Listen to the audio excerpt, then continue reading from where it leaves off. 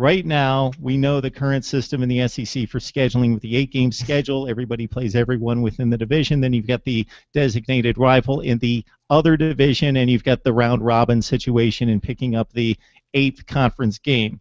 So, article by ESPN this week in which a writer proposed everybody goes into a one division, one conference standing of 14 teams, and basically the rivals are maintained, which there are various number of rivalries depending on the program and the school. And Mike, I'll let you start there in regards to your thoughts about the proposal, how you like the current system, and what you may tweak if it was up to you.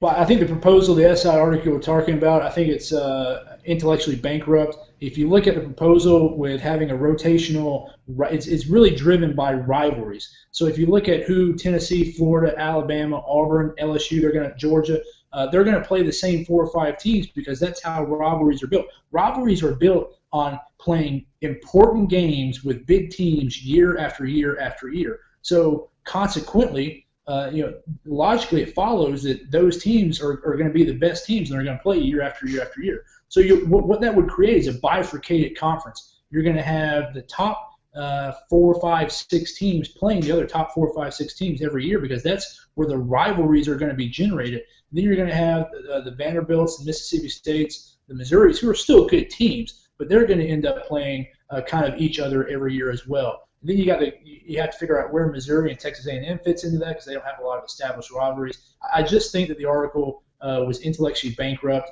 I'm not a big fan of it. I'm one of those guys. I kind of like the 6-1-1 format. I like that. I don't necessarily think we need a change. If we do change it all, I would say every year rotate one team out of the division so that you can play 2 teams on a rotational basis out of the West. I will tell you, for the SEC, what I think needs to happen is move Alabama to the East and put Missouri in the West. People talk about moving Auburn to the East. I think the solution, the easy compromise, is moving Alabama to the East. A lot of people don't talk about that. That solves a lot of problems if you move Alabama to the East. Again, you've heard me say this 1,000 times. College football is a regional sport. It was born a regional sport. We don't have to have equal scheduling. The SEC playing a tougher schedule or playing 8 conference games versus the Pac-12 playing 9 conference games is okay. This isn't the NFL. It's not an NFL developmental league. It doesn't have to be centralized scheduling. We should embrace the vagueness. We should embrace the chaos that scheduling brings because that's the essence of college football. That's why we love it. It's okay the way it is. But you've heard me say that 1,000 times. I just had to say it one more time. And then another 1,000 times, Mike, you've heard me counter with examples like this. My daughter plays softball, and even when she was like 8 years old, they knew enough to play each team the same number of times so that they could even the schedule out and make it fair for everyone to compete for a championship. So when the first place team was awarded the first place medal, it actually meant something because everybody played each other the same number of times. So David, same question to you. I'll throw it out there. The proposal that we heard this week about the 14-team league, no divisions, your thoughts about the way it currently stands and how you may tweak it if you choose to.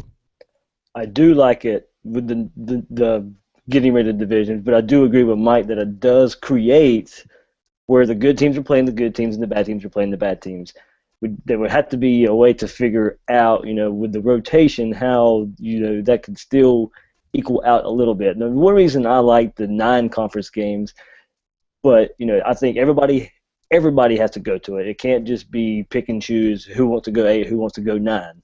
I think everybody has to do it, and the reason I like it is, I like good games. I'm tired of seeing the cupcakes. I'm tired of, Florida playing Presbyterian or UMass, and I like if it was me, it's a 9-game conference schedule, 9-game conference schedule, and you got your permanent opponents. However, if you have no divisions, how do you break that up? Is it 4 permanents and 5 rotational, or is it 5 permanents and 4 rotationals? That could be figured out. But I like good games. I like good on good. I'm tired of seeing the FBS versus the FCS. And yes, it's good for those small schools if they have to keep one. Okay, I wouldn't mind seeing 9. conference games, 2 Power 5 opponents, and if you have to play a cupcake, play it, but I'd kick it to the curb as well. I'm an elitist when it comes to college football. I like these good games. There's nothing better, and we're seeing it more and more with this college football playoff, and it's these neutral site games, more and more that we're seeing the matchups that we've been yearning to see for years. The playoff is helping that. And speaking of the playoff, maybe it's time to already expand that 6, 8 teams, however you want to go. But it seems asinine. Hey, we have 5 Power 5 conferences, but only 4 get in. Mike, for as much as I love to talk about this, you're ready to go. So we'll throw it back to you with the 4-team playoff.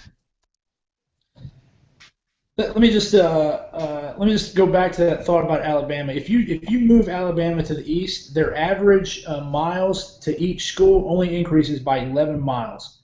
Okay, and we'll still have 2 teams in the east that are west of an east school. Right now, you have Missouri and Auburn, or you have Auburn that's east of Vanderbilt, who's in the east. So a little bit of numbers that support that Alabama thing.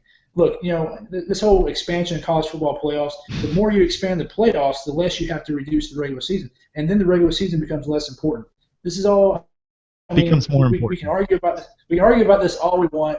Everybody knows it's going to come down to money. Everybody knows the playoffs are going to expand because the TV networks are going to pay more money for more playoff games. But I like the BCS. We agree before the season, this is the metric that we're going to measure the 2 best teams. You can either schedule against that metric or you can not schedule against that metric and take your chance. But we all agree before the season, this is it. And then we let the season play out, and the 2 best teams in the country play each other. The problem, Mike, that wasn't a true. With 6, with 8, you get subjectivity. That was a 1/3 metric. I'm sorry? Only 1/3 of the BCS was objective. The other 2/3 was voted on, so it wasn't a metric. It was still controlled by humans. That was the problem with the BCS. And when you talk about there being less games that would be important if you expanded the playoff, I remember a couple of years ago, 2013, there were only 2 teams basically that mattered as long as Florida State was going to hold serve against a weak schedule. Late in the season, basically the Auburn-Alabama game and Ohio State and Michigan State playing in the Big Ten championship. Those are the only 2 teams that had any shot of playing for a national championship, and it was down to those. Every other game, championship games, all the big games in the rest of the country meant nothing. You are absolutely correct. The BCS was 66% subjective. The college football playoff selection, 100% subjective. So at least the BCS was a start in the right direction. Let's make it all metricized. Let's get rid of all poll voting. I'm okay with that. You know what the ultimate metric is, Mike, is wins and losses. When a team wins, I know that that metric is pretty absolute. They won a game. Therefore, you give all conference champions an automatic entry into the playoff. That's all conference champions, or are you including P5? What about teams that finished runner-up? Well, how many teams are in football bowl subdivision? I think you make a determination if you're going to talk group of 5. Do we include them or don't we include them? Now it's kind of like, well, if somebody's really good and they go 12-0 and everything else falls in their lap, there's a snowball's chance in hell that they can make it. But basically, no, we're not going to include them. Well, they either need to play for their own championship or they need to be included to some degree. Yeah, I think that speaks to... I'm okay with that. My point is there's 120-something teams in the football bowl subdivision, and not all wins are created equal. I really don't think they are. So you could have a 12-1 team. You could have let's look at Stanford this year. Stanford went into after the conference championship game. Stanford had 2 losses. They were much better than a lot of teams that had 1 loss. So when you have 128 teams, you're going to have a plethora of teams that have the same or similar records right there in that number 2 ranked to number 12 ranked team. If there's 4 teams in the playoff, what the argument is, we definitely need more teams because that number 5, number 6 team, Ohio State this year, could they have won the national championship in an 18 playoff format? They might have. I'm not going to say probably, but they might have. But my question is, okay, that number 8 team, what's to say that number 9 team wasn't just as deserving as the number 7 or number 8 ranked team? Okay, well then let's expand to 12. And so if we have 12, what's to say that number 13 and 14 aren't just as deserving as 10, 11, and 12? It's Well, a it's a slippery slope argument. I would go to a completely objective system in which it went to conference championships. Then there would be a metric if we wanted wild cards, just like the NFL, because there would be computerized scheduling that would have a 9-game conference schedule, and then the other 3 would be computerized. So pick your school; they wouldn't be out running around scheduling opponents. On May 1st, you talk about a big day in college football. On May 1st would be the schedule release, and everybody would find out, oh, Florida's got to play out of conference. They're going to play Michigan State, Kansas, and Oregon State, whoever. Okay, but how do you all protect based on equity? Okay, but how do you protect games Florida State, Georgia Tech? Well, okay, that they're a bad example because I would protect those games. I've gone through this, believe me, and I would protect those rivalry games. Yes, I guess those definitely factored into it. What we have to figure out is not when you look at this, you really can't just look at the SEC. It would need to be all of college football that needs to be adjusted. Is it, Mark, in your scenario, do you make 6 conferences with 10 teams, and there's your 6 teams? Do for your 2 teams get a bye, and then you have a 14 playoff teams? Is that way? Do we get rid of the group of 5? Do they play in the spring? Do they play a separate division in the fall? Do you just have your top 60 teams who realistically have a chance of winning the national championship? Well, most people are going to throw out the Boise States of the world who don't say they deserve a chance even if they do go undefeated. It's not just the SEC that, when we start talking about what needs to happen, it's going to be a chain reaction that all conferences need, to join in and either abolish divisions and do all one pool, or create divisions in 6, 10, 10 leagues. It's going to be all the college football that has to do something for this to ever change. I just don't know of another sport that exists on this planet where there are teams that in training camp we could tell them you can win every game by 3 touchdowns and you have absolutely no chance of winning a national championship. So forget it. I don't know why you're wasting your time. Mark, that's because there is no other sport, and that's one of the things that makes college football the best sport. That there are certain but Dave, from winning championships. That's a great thing. No, what makes college football great is the product on the field is unlike anything else. The system around it is idiotic. But Dave hit on why that system is that way. To get equity in scheduling and to get equality across that way, you would literally have to blow up the whole system. And the reason is college football is like a house that was built on multiple foundations. So let's say you want to build a mansion, you just took 5 houses close to each other, you just kind of patched them together into one big house. To get equity of scheduling, you would have to blow up the whole system and rebuild everything from one foundation. The foundation that college football is built on is regionalism. It was built 120 years ago. Football in the South was built in the SEC. Football in the West was built in the Big Pac-12. Football in the North was built in the Big Ten, and then the predecessor, the Big East, and then football in the Midwest was the Big Six and the SWAC. So it was built on these multiple foundations, and they grew independently, separate of each other, a loose confederation. What we've seen today is college football is much more of an entity, but it's built on the foundation of 6 or 7 of the conferences that were there from the beginning, and it's a patchwork confederation. That's why we don't have the equality of scheduling, because it's a regional product that has become a national loose confederation. I'm only going to say 2 other things, then you guys can say whatever else you want about it, because I think we could go on all night, and I could for sure. So the one thing that we've talked about in the past, Mike, is the percentage of teams that make the playoff, because you've made the point, as you kind of did tonight, that 8 teams is too many for you. You like the format of 4 teams really earning those 4 spots. You think 8 provides teams opportunities that didn't necessarily earn it, and it would create maybe a log jam past that, and maybe teams 9 and 10 have just as good a resume as team number 8. Let's also consider, though, 8 teams out of 128. Look at the college sports and the professional sports. NFL 12 out of 32, Major League Baseball 10 out of 30. We've got the NBA 16 out of 32. college football, even if we expanded to 8, you're still talking about the very, very elite 8 out of 128 schools. The percentage is still microscopic compared to the other schools. That's the one point I'll make. And then just using this year as an example, if Notre Dame doesn't lose on the last play of the game 1 out of 2 times, so Stanford beat them last play of the game, Clemson beat them last play of the game, if they win one of those, we now leave out 2 conferences out of 5. I think that would be tragic.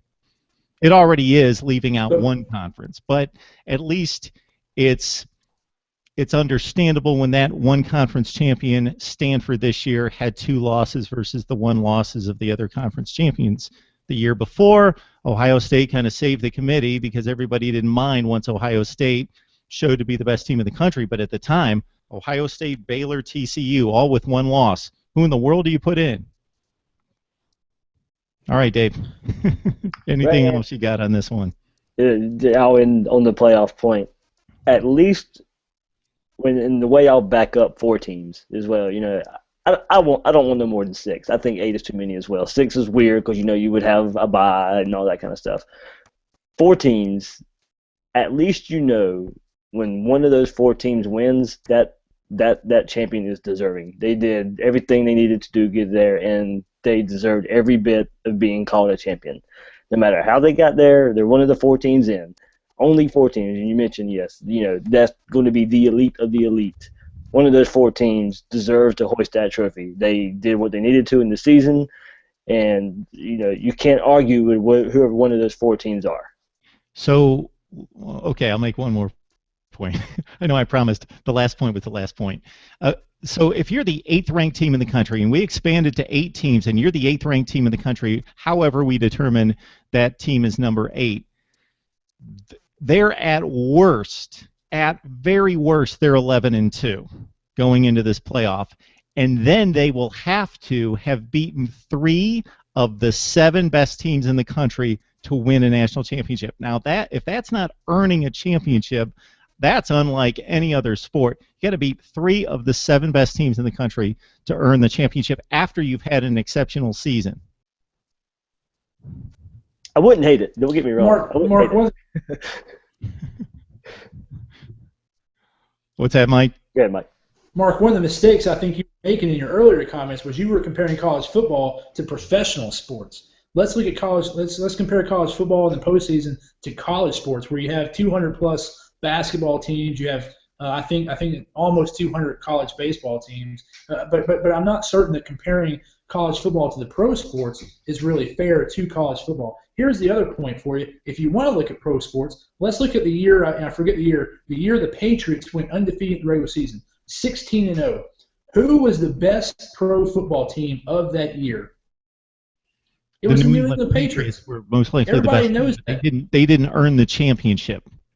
Just So like who was this past year, Alabama who was the earned the undisputed- championship on the field, but we don't know that they were the best team. We don't know that Well, Alabama was the best team this year. They beat one elite team. We don't know that Alabama was the best team. They earned the championship, though. And that goes back I would say they beat more than one elite team. My point is, everyone knows that the Patriots were the best team that year, but the undisputed champion were the Giants because they won the one game that matters in the NFL. There's one game in the NFL that matters, the Super Bowl. Period. They won 4 consecutive games against They won the 10 best teams. They won the one game that matters, the Super Bowl. Yeah, but they had to win a series of games to get there. They had to win 3 consecutive playoff games to get to that point. And they only had to beat the best team in the league once. See, in college football, we have a bunch of teams that are tied, and then people decide who the best one-loss team is to get in. In the NFL, it's at least objective that if your team's 9-7 and my team's 9-7, and we're tied for the last playoff spot, at least there's an objective system to let us know, okay, you get in because you earned it based on this criteria, not, let's throw 12 people in a room and they'll decide who the best team is. That's because there's only 32 teams in the NFL. You can do that. There's 128 teams in college football. You can't do that. Sure you can. Again, that's why you can't compare college football to the professional sports. Much fewer teams, much different environment. If you had equity in schedule, you could do it much better. All right. Which It's means always a good conference time with champions these have to rule guys. the. Which means conference champions have to rule the world. Yes, they should. They should rule the world. Let's take a conference champion that goes 9-3. I even think that they should be in it because nobody outside the conference has proven that they can beat that team. If the SEC champion next year goes 9-3, loses 3 conference games, wins the championship game, there's a log jam in the West. Let's say 3 teams are 5-3, they win the SEC championship game. I think that they should still get, not under this format, but under a true format, an objective format, that they should still get in because nobody outside the SEC proved that they could beat the SEC champion. No, Mark, I think you have it backwards. If you have a conference champion that's 9-3, they've probably had an out-of-conference loss. Because if they're the conference champion, they probably have less conference losses than they have out-of-conference losses, or else they wouldn't be a conference champion at 9-3. And so what that shows is people outside the conference did beat the conference champion. Well, we don't know. I'm just throwing out an example that has happened in major college. That team's gone at 9-3 and lost all those games in conference and still won the conference championship. Probably a All pretty right. weak conference, or a super competitive conference, one of the two. Yeah, but it's happened.